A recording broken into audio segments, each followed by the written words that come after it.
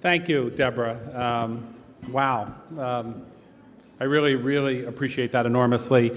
It's great to be here with you and to share this experience.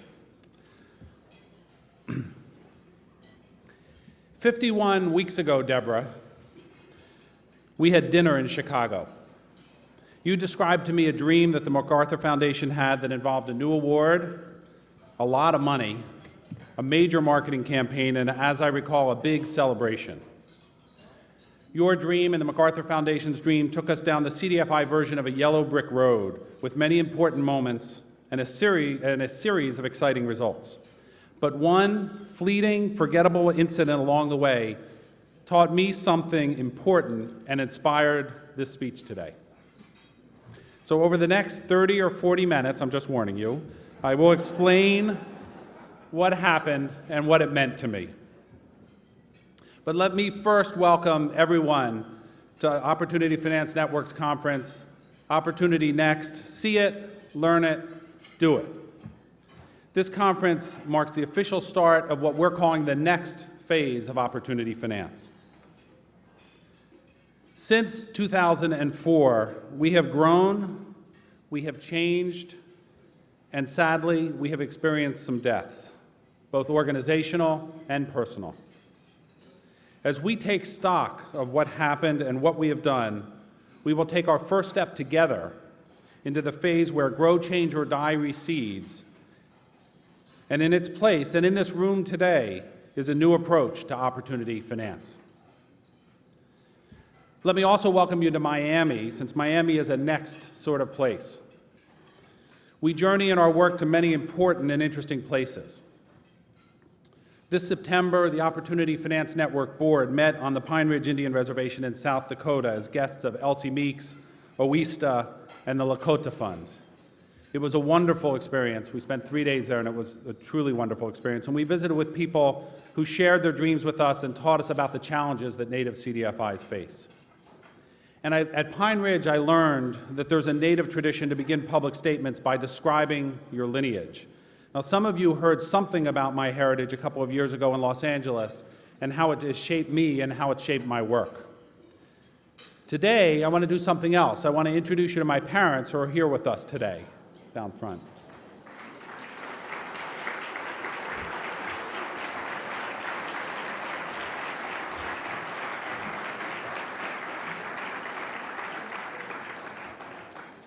It's probably enough in telling you about my lineage to say that my parents are good Jewish parents. That's probably all I need to say. You probably have heard something about Jewish DNA. But I have to tell you that last year at our conference in Washington, D.C., my mother got the thrill of a lifetime for any Jewish mother. Watching me stand next to Federal Reserve Chairman Bernanke following his speech, my mom leaned to the woman next to her and said with great pride, "You see that man standing up there with the Federal Reserve Chairman?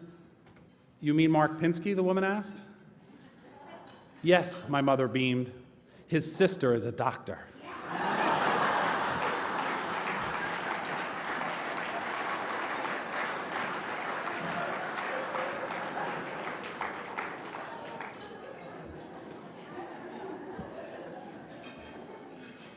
From the start today, I want to be clear what I'm talking about when I speak about the challenge of next, which is what I'm going to focus on in my comments.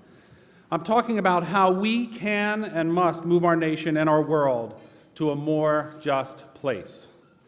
I'm talking about what we must hold steady and what we must change so that our work, each transaction, each capital relationship, each policy we touch, bends the moral arc of the universe toward justice.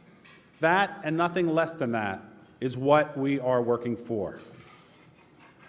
What can and should change versus what must never change. Values in contrast to activities. Opportunity Finance Network's strategy, our industry's future, rests on who we are, more specifically on who you are.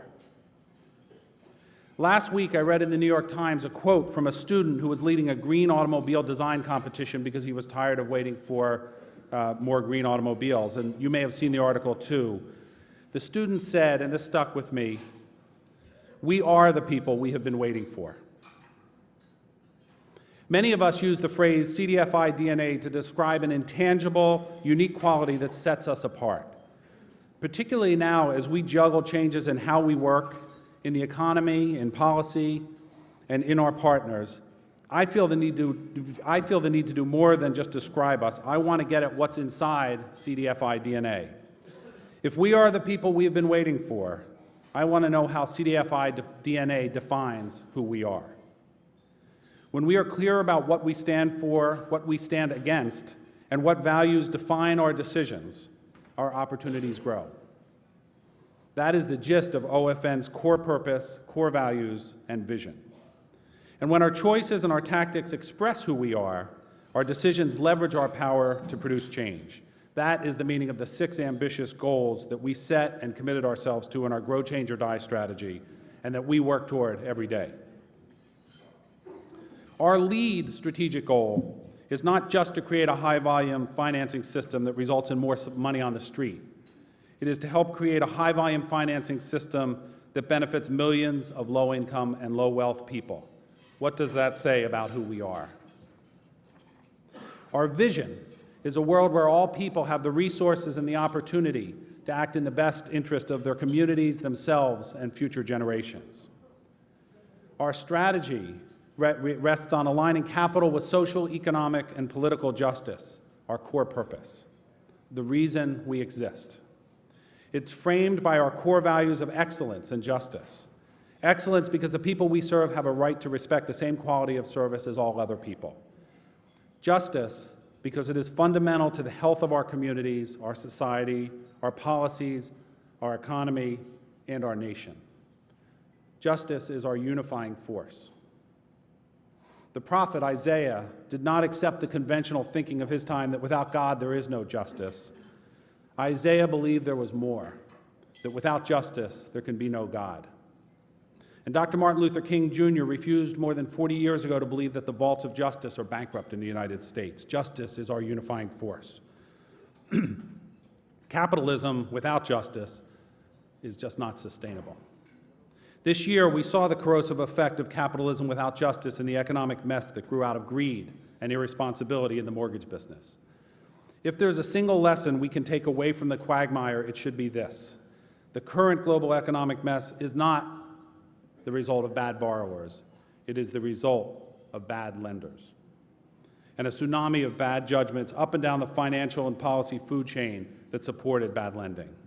We know the difference between bad lending and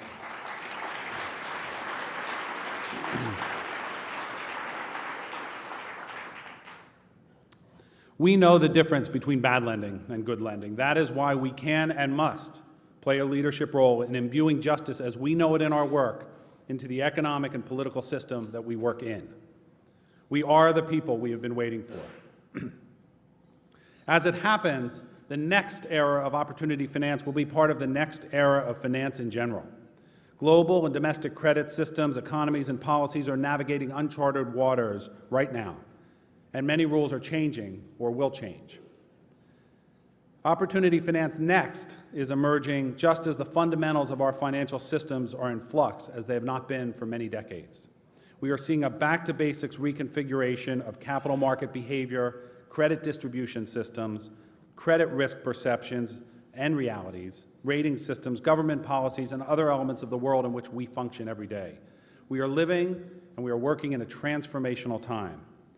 We can sit by the side to see what happens, or we can leverage our experience, our expertise, our standing, and our credibility to use this opportunity to bend the moral arc of the universe toward justice. We are the people we have been waiting for. It does not seem to me to be a question of whether we have a role in economic growth in the new emerging financial system. It seems to me that we have a responsibility for it and that our nation needs us.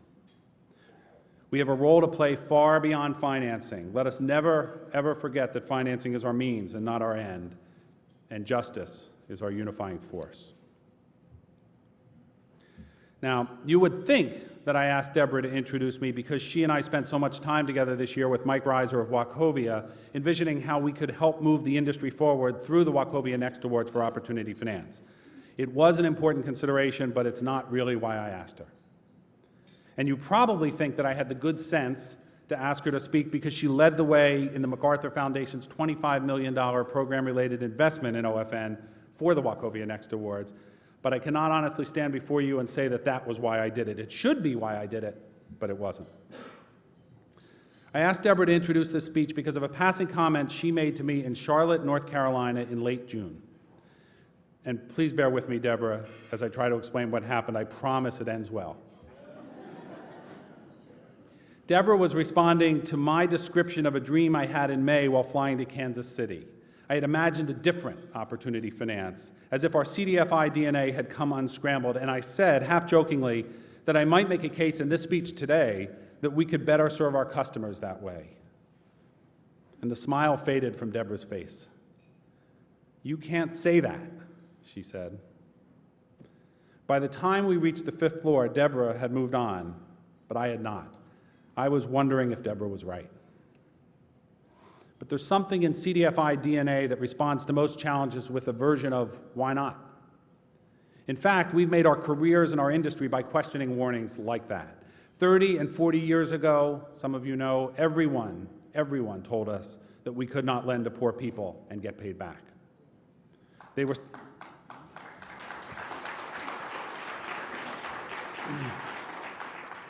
were still telling us that 15 years ago, about the time the CDFI fund was in discussion, and because of bad lending in the headlines, they're telling us that again today. Some people told us we could not lend successfully in places like Bedford-Stuyvesant or Pine Ridge, Camden, New Jersey, or rural North Carolina. We used to hear, and sadly we sometimes still do, that it's foolish to finance businesses run by women, by people of color, and by people who were not born in the United States. That there is no prudent way to finance childcare or charter schools. And the common but wrong assumption remains that no one can lend productively for resident-owned and controlled manufactured home communities. We do not do things that are impossible, but we do take on challenges that other people consider impossible, because sometimes the critical path is not the obvious or easiest one. So when Deborah told me, "You can't say that," something inside me asked, why not? And within a few minutes, Deborah, and Mike, you'll remember this too, when we sat down in the TV studio to tape the launch announcement of the Wachovia Next Awards, I knew that I had to try to explain my dream today. So let me see if I can.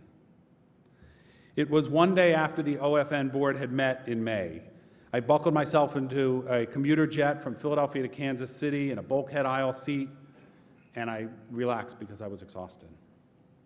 We had had a good board meeting and had wrestled with some hard issues, particularly whether to accept an investment that raised anxieties all around the board table.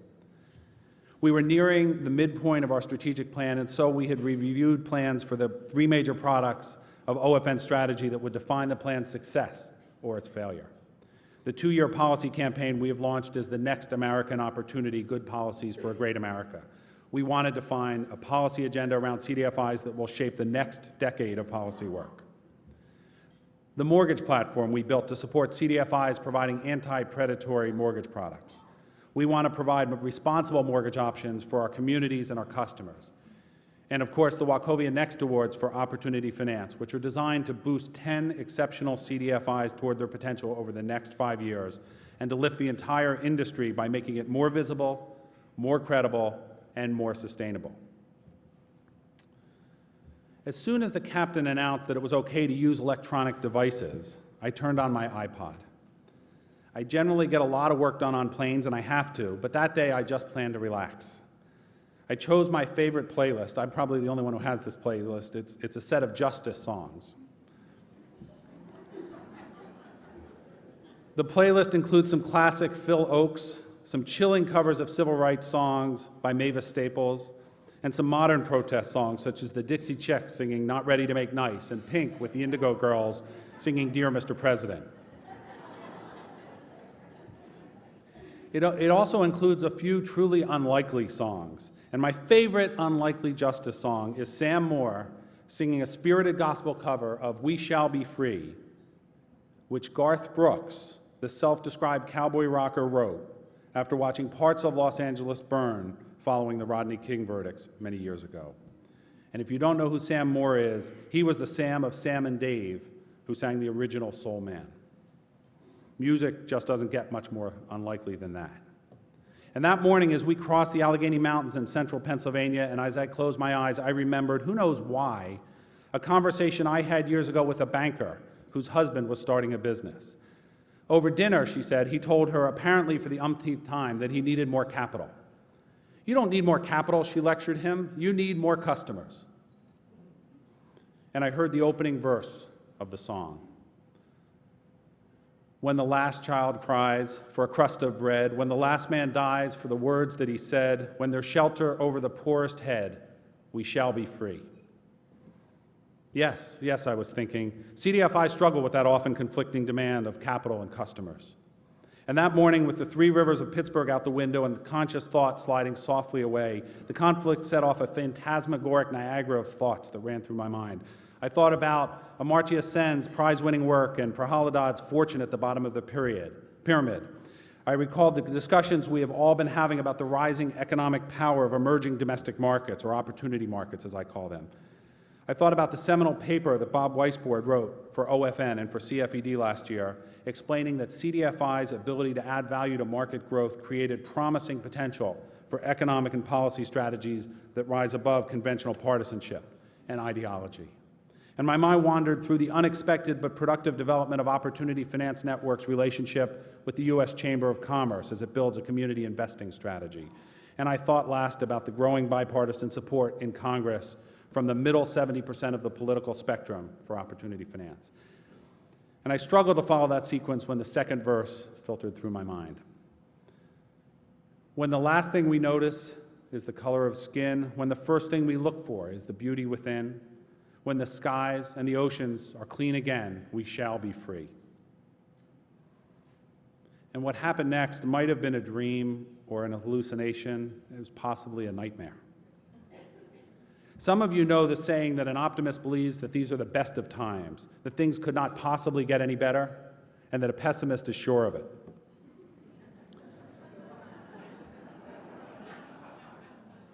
My experience that followed seemed caught in that paradox. Is the CDFI approach the best there is, or the worst? Are we doing things all right, or are we doing things all wrong? Did you ever wonder if we were all just missing something obvious? But the song was building. When we're free to love anyone we choose, when the world's big enough for all different views, when we all can worship from our own kind of pews, we shall be free. Right about then, everything I thought I understood about our business caved in. Wouldn't it be better, I dreamed, if we increased our pricing enough to better sustain our institutions? And I have to admit, I also dreamed, I bet there's a price where we could better sustain our institutions, keep our customers, and even keep them dependent a little on us so that they'd come back for more. I've heard people say that we give away too much for free. All of a sudden, my dream filled with the possibilities of fees that would reduce our exposure to deals that do not close, to borrowers who refinance before we can recover our cost. Isn't that how it should work? And Sam Moore was yelling in my ears now, getting louder and louder, making it harder to dream. And when money talks for the very last time, when nobody walks a step behind, when there's only one race, and that's mankind, we shall be free.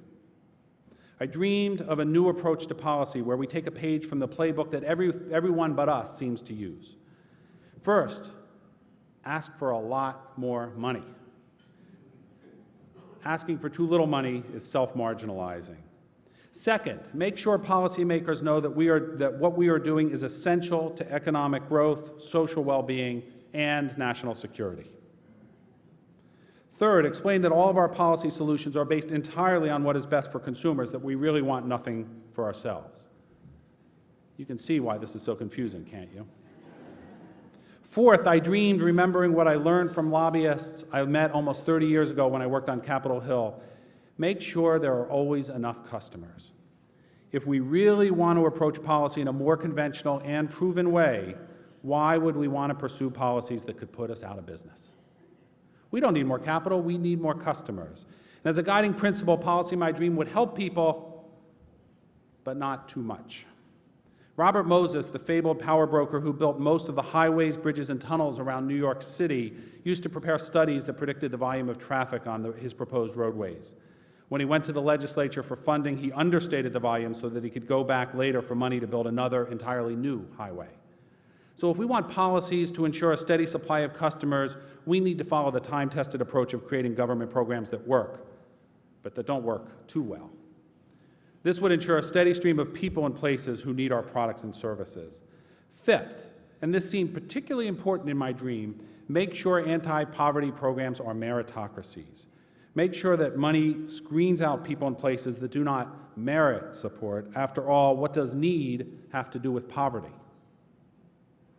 Where possible, narrow support to ensure that small federal funding recipients will take good care of scarce taxpayer resources. We should not reasonably expect small nonprofits and CDFIs to manage federal money as well as, I don't know, Halliburton maybe? Sixth, use proven political marketing outreach techniques. For example, I can imagine a Strengthening America's Communities initiative, and I can imagine a banner that says, "Leave no community behind." And the music was peaking now, really disturbing my dream. We shall be free, we shall be free. Every day I'm saying, every day I'm praying, have a little faith, hold out, we shall be free. I felt a shudder and a shake. I was alert enough to know that something was wrong. It's not a good feeling on a plane. The air pressure in the cabin was changing. The pilot was speaking, I think shouting, but I could not make out his words. All around me, I sensed something, and it seemed like panic. Someone or something was shaking me. I felt a tug at my waist. My body jerked forward. I heard yelling, but the song would not let go. We shall be free, we shall be free. Have a little faith, walk proud, and we shall be free. And I heard a loud voice. Wake up. I have flown on many hundreds of flights, and nothing like this had ever happened before. The flight attendant could not stir me for the landing. They told me later that they knew I was alive because I seemed to be singing inaudibly and smiling. Joel Ben Izzy says that fact is stranger than fiction because fact does not need to conform to a storyline. Only a month later, waiting for an elevator in Charlotte and listening to Deborah's response, did I realize that the world I had dreamed is the world as it is, there for our taking if we can find a little slack in our values.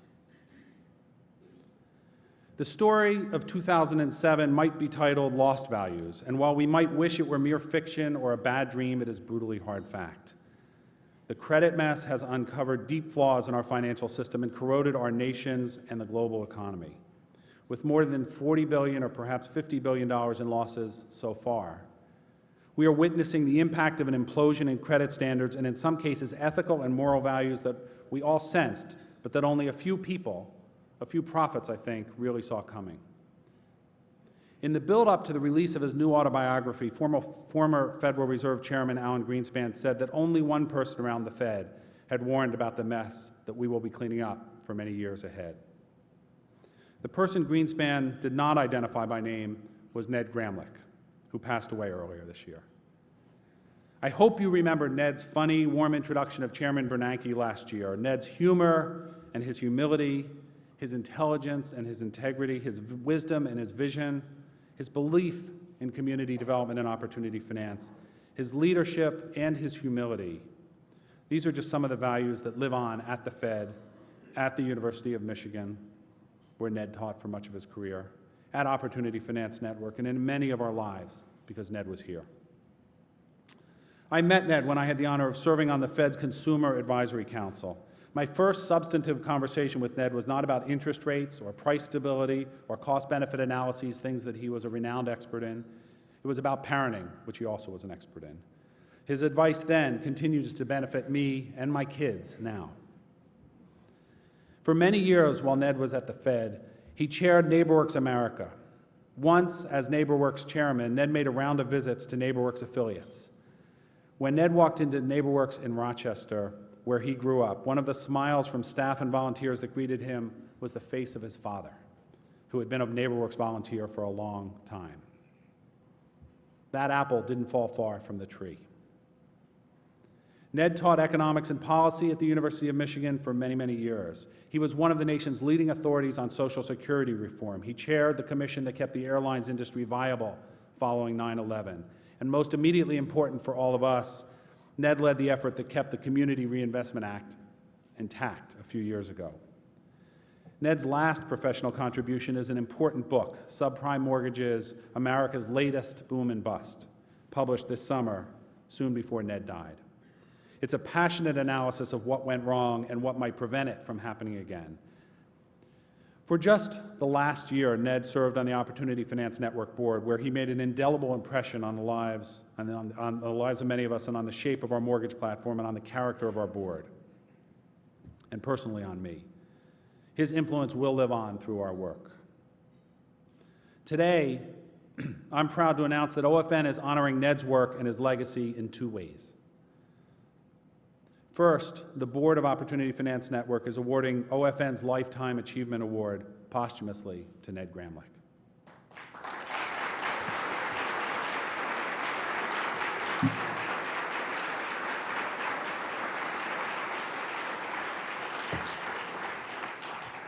Second, in September, the board instructed me to ask Ned's wife, Ruth, who's here with us today, for her permission to name OFN's Lifetime Achievement Award after Ned. Ruth graciously agreed to join us today. In the future, we will be awarding the Ned Gramlich Lifetime Achievement Award for Responsible Finance to people who, like Ned, have dedicated their lives, and not just their work, to our shared enterprise. No one better represents the values that define Opportunity Finance than Ned. Ned bent the moral arc of the universe toward justice. Ruth, thank you for sharing Ned with us, with our industry, and with the many, many other people he reached and touched through his remarkable, exemplary life and career. We're honored that we can present an award to you today on behalf of the entire Opportunity Finance industry, and that you've agreed to let Ned's name live on through Opportunity Finance Network, as it will live on through your children and your grandchildren, through the University of Michigan, and through the policies that Ned shaped at the Fed and elsewhere.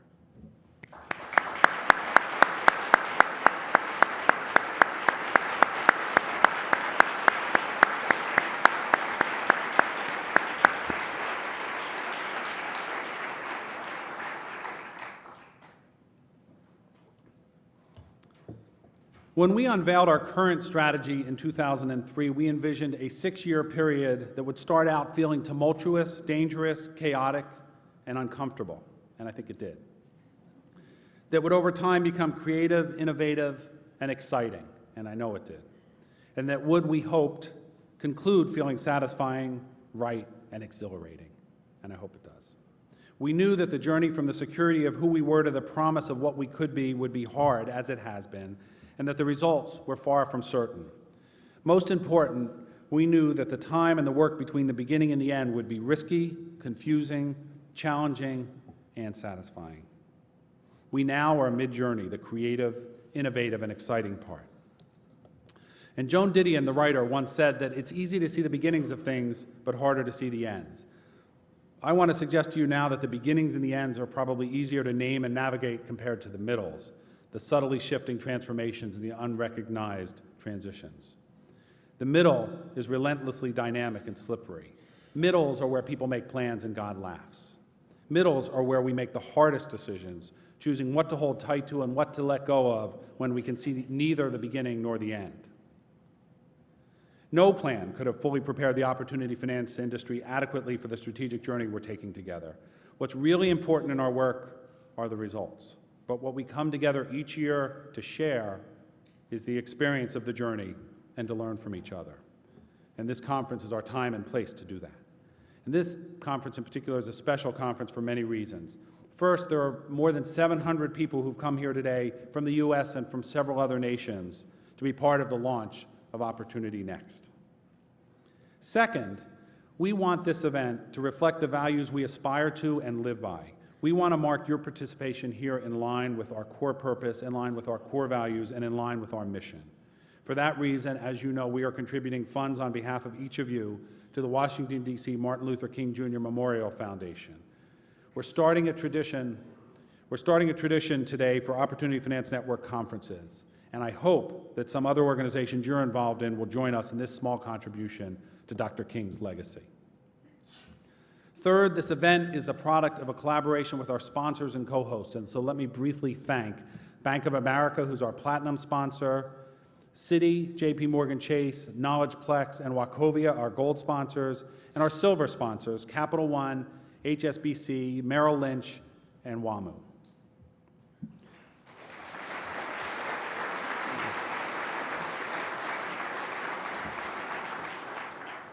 I want to give a special thanks to the Florida Community Loan Fund, Jacksonville Affordable Mortgages Incorporated, and Neighborhood Lending Partners of West Florida, our conference co-hosts.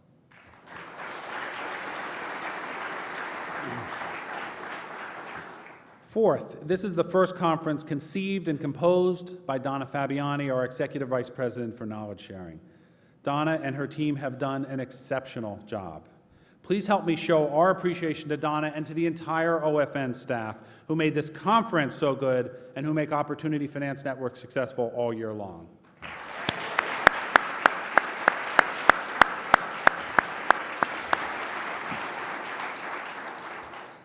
Fifth, this conference is the debut of the Wachovia Next Awards for Opportunity Finance in partnership with the John D. and Catherine T. MacArthur Foundation. We received 78 applications, and tonight we will recognize 6 outstanding CDFIs. Thank you to all of the applicants for helping us to launch this groundbreaking awards program. At the front of the room, at 2 tables here, are representatives of all 10 semifinalists, 10 outstanding CDFIs. Every one of the 10 semifinalists deserves the kind of investments that the Wachovia Next Awards for Opportunity Finance can make in just 2 of them. I mentioned Deborah Schwartz's vision and leadership. Please join me in thanking Deborah and her colleagues at the MacArthur Foundation, Val Chang, Jerry Wong, and Mike Stegman. They move mountains to make the Wachovia Next Awards happen.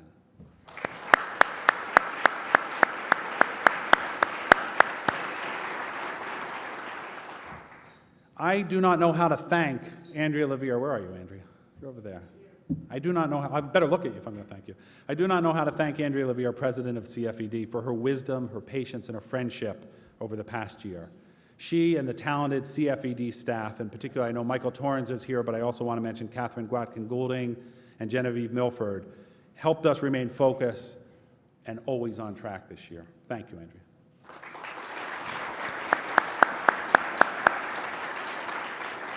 There would, of course, be no Wachovia Next Awards for Opportunity Finance without many people at Wachovia, but I want to single out 3 key players. Eileen Stenerson, where's Eileen? Eileen Stenerson has been OFN's business connection to Wachovia for many years. Before and beyond the awards, Eileen has helped us succeed. But as we conceived, developed, and selected the Wachovia Next Awards for Opportunity Finance, Eileen kept everyone's feet on the ground. Thank you, Eileen.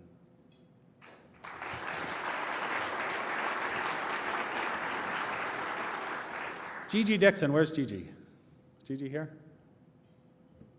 I'm going to say it anyway. Gigi Dixon, if you don't know her, you got to know her, is a very special person and a very special professional. She brings a passion to her work that is inspiring. She approaches every challenge with an eye on the big picture vision. She asks hard questions without flinching.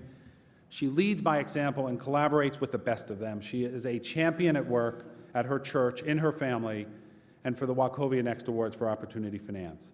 When you see tonight just what the Wachovia Next Awards deliver in this room, you need to know that Gigi is the reason we're presenting the awards in style.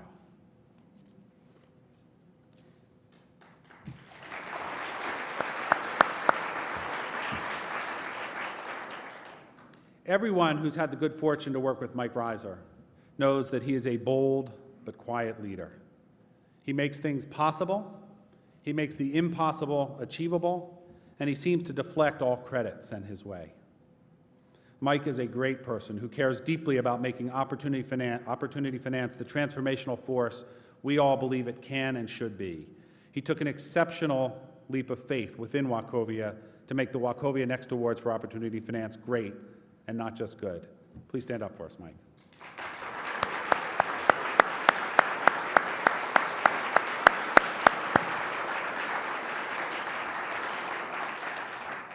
Sixth, I want to recognize a very important new relationship for OFN that grew from the Wachovia Next Awards.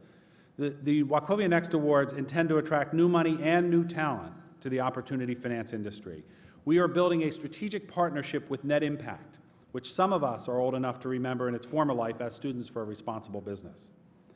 Net Impact is a diverse, remarkable membership organization of more than 10,000 business students and alumni, some of whom are the people we need to meet the challenges in our future.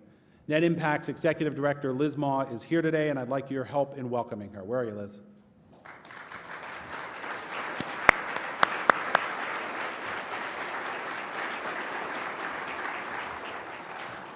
Seventh, this is a breakthrough event for the Native CDFI community. There now are 44 Native CDFIs, and this year the fourth Native CDFI convening drew more than 90 participants.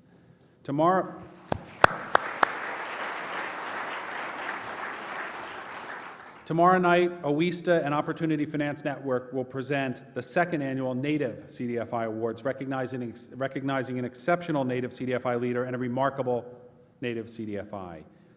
If I can, because I want everybody to see this, I'd like to ask everyone who's part of a Native CDFI or who is working with a Native CDFI to stand up so that we can all see just how strong this movement has become.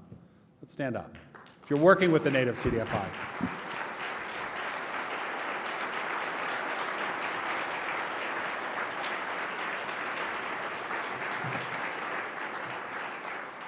We are grateful to the CDFI Fund for many things, but we're particularly grateful today to the CDFI Fund for its sustained leadership and support of the development of Native CDFIs. The fund has invested consistently and smartly in building a Native CDFI sector. In September at Pine Ridge, OESTA and OFN signed a memorandum of understanding that squarely puts OESTA in the leadership role it deserves in the growth of the Native CDFI sector. I am proud that OFN has played a part in helping to foster something that's so important. I want to pay tribute last to Elsie Meeks and the entire OESTA staff and team. OESTA is doing some of the hardest work going on and producing some of the most exciting results. Where's Elsie and her team?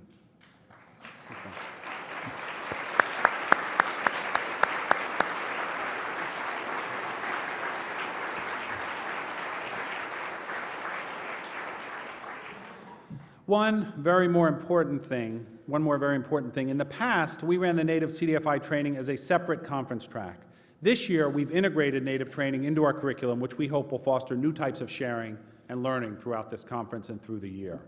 And next year, when we reconvene in Albuquerque, the 2008 Opportunity Finance Network Conference will flip the focus and feature Native CDFIs.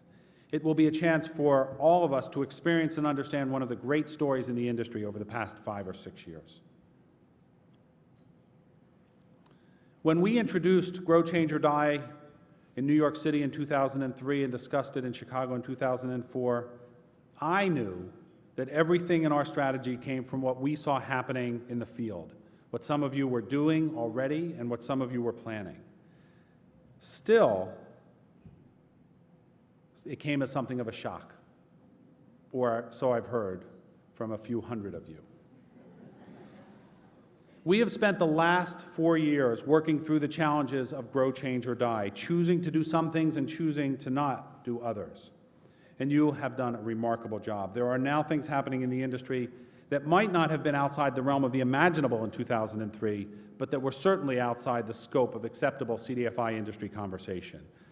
Talking about business partnerships that are not simply philanthropic or informal relationships among CDFIs and between CDFIs and mainstream financial partners. Some with CDFIs in the lead roles and some with our partners in the lead roles. There are new CDFI-based social enterprises serving not just CDFI markets, but mainstream markets. There's a set of anti-predatory mortgage approaches, including, but not limited to, OFNs that are both addressing a current crisis and carving out a new financing model with potential in many asset classes. And we've launched a unified policy campaign that rests on the belief that what we are doing matters to the nation and the economy, a far cry from our timid, almost apologetic approaches not very long ago. We are putting in place a multiplayer financing system that draws on diverse stores of talent across our network, including familiar and unfamiliar partners. We are using collaborative business models that create opportunities for CDFI productivity that swamp what we used to think just a few years ago was possible. You know, when we won passage of the statute that created the CDFI fund, we thought of ourselves as the little industry that could. If YouTube had been around then, we would have been the teenagers at home making 3-minute videos on our parents' webcams hoping to generate a little internet buzz. But today we're a $25 billion industry that mainstream institutions and the communities we serve cannot help but notice.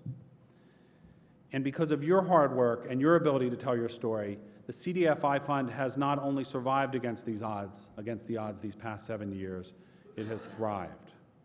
And in fiscal 2008, if Congress gets its way, funding for the CDFI fund will nearly double.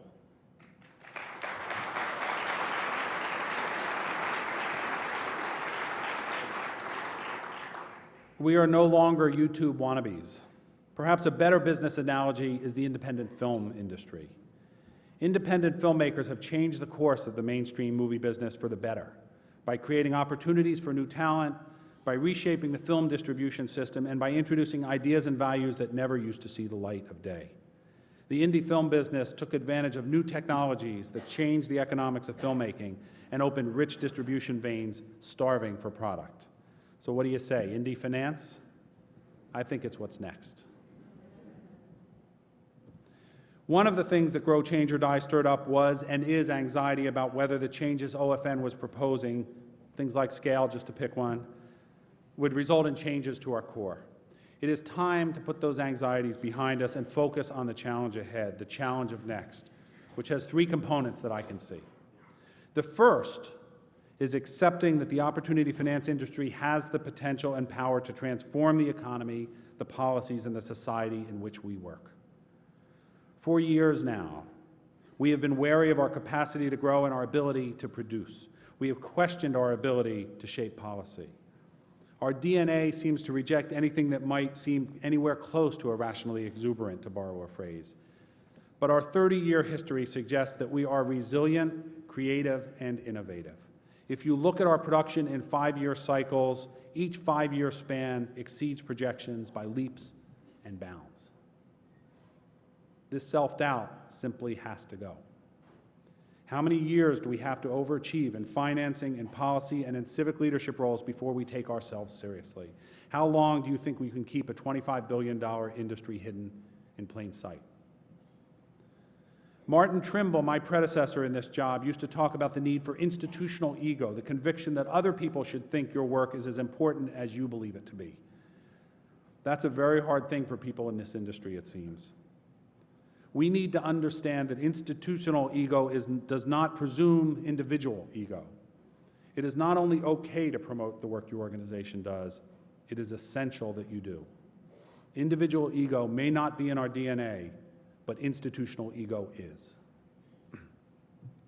The second and related challenge is believing that the changes you are seeing are real and they're lasting.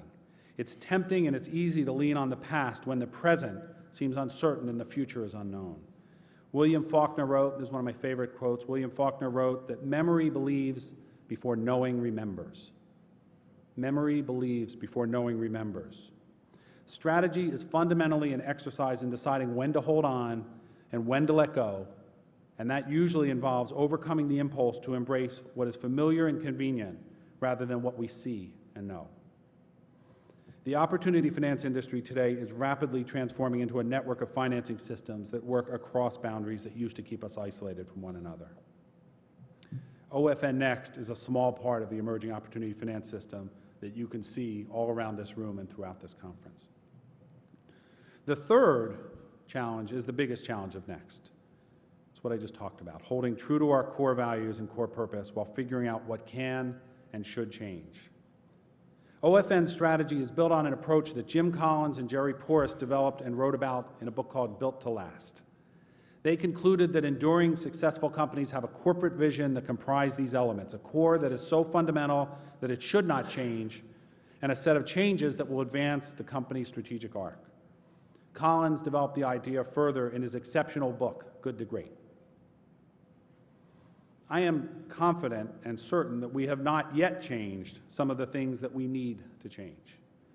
My job over the past few years has been, more than anything else, to try to make sure that OFN and the industry hold fast to our core purpose and our core values, but change as many non-core things as much and as fast as possible as we can tolerate, so long as they're going to lead us toward our core purpose. I also have no doubt that we have not changed our core. Together, through hard choices and rich conversations, through individual CDFIs exploring new ideas, to small groups of CDFIs and their mainstream partners constructing new financing tools, through disagreements and through agreements, we have deepened our commitment to our core. We have found new ways of working, but we see more clearly than ever what we are working for. And we are prepared to put ourselves to the test. Over the next year, much thanks to the Wachovia Next Awards for Opportunity Finance and to the creative leadership of the MacArthur Foundation, Jim Collins, the author of Good to Great, will be working with Opportunity Finance Network to study, understand, and analyze the industry and the CDFI sector. In my view, personally, Jim Collins is the best and most important business thinker at work today. And you need to know and you need to hear that he agreed to work with us because he sees something extraordinary in the industry and in your work. At the 2008 OFN conference in Albuquerque, Collins will lead an extended keynote plenary session on Good to Great in the opportunity finance sector. This will give us the opportunity to learn from and teach a great thinker, to better understand our industry and our work in a broad context, and to join together to ground the next phase of opportunity finance in a commitment to our core purpose and our core values. Just as DNA is the building block of life, CDFI DNA is the foundation for who we are and what we do. At the risk of oversimplifying a complex thing, I want to try to tell you what I think makes up CDFI DNA, what defines that intangible something that defines our industry and our work. CDFI DNA has a dominant trait. It will not put profit before core purpose, and so will not put business opportunities before core values. CDFI DNA has a gene that causes us to fit capital to our customers when the more conventional lending gene sometimes tends to work the other way around. CDFI DNA gives respect and expects it in return. CDFIs will collaborate aggressively with partners with integrity, but will not collaborate at all with would-be partners who lack it. As I mentioned, there's a recessive gene in CDFI DNA that causes us to shun attention and praise. Humility is a virtue, of course, but a side effect of this particular genetic tendency is a pattern of self-isolation from the markets and institutions we seek to influence. It's a form of institutional agoraphobia. And last, CDFI DNA is resilient and it's mobile. It transcribes readily from the double helix of CDFIs to other types of institutions, where it replicates steadily. Once it is established in conventional genomes, there's some evidence, I hear, that it bends the moral double helix of the universe toward justice. While I was in Kansas City that day, I forgot about the strange flight from Philadelphia. As I went through security, however, I experienced a brief flashback. And when I boarded my flight, the anxiety started to peak. As the plane took off, I waited nervously for the pilot's okay to turn on my iPod. I could see the flight attendants eyeing me suspiciously, monitoring my nervous behavior. And as I put on my earphones and hit play, I did not know what to expect. It was Phil Oakes singing plaintively. Oh, my days won't be dances of delight when I'm gone, and the sands will be shifting from my sight when I'm gone. Can't add my name into the fight when I'm gone, so I guess I better do it while I'm here. And I won't be laughing at the lies when I'm gone, and I can't question how or when or why when I'm gone. Can't live proud enough to die when I'm gone, so I guess I'll have to do it while I'm here. I think perhaps I was too brief and too glib about my heritage and my lineage earlier on. There is one more thing I want to tell you. My dedication to justice is encoded in my DNA. In my family, the saying is, the nut didn't fall far from the tree. But I learned from my parents who are here to add my name into the fight, and I learned from my parents to question how or when or why, and most important, I learned from my parents how to live proud enough to die. I am, and we all are in our own ways, a proud heir to generations of struggle for justice, and we aspire to be parents to a new generation of justice rooted in opportunity. We work for transformational change, but we achieve it one transaction at a time. Dr. King said that power is the ability to cause social, economic, and political change. Our power comes not from what we do, but from what drives us to do what we do, what's in our DNA. And I learned from Deborah this year that our power also comes from knowing what not to do and what we are incapable of doing because of who we are or because of our DNA. So I hope this conference gives you a break from what you do, at least long enough to appreciate who you are and what you are part of. And please, when you leave this room today, and when you leave this conference this week, and when you return to your work next week, if you remember one thing, please remember this. This is our time, and you are the people we have been waiting for. Thank you for your work. Thank you for supporting OFN. Enjoy the conference, and now let's listen to the song.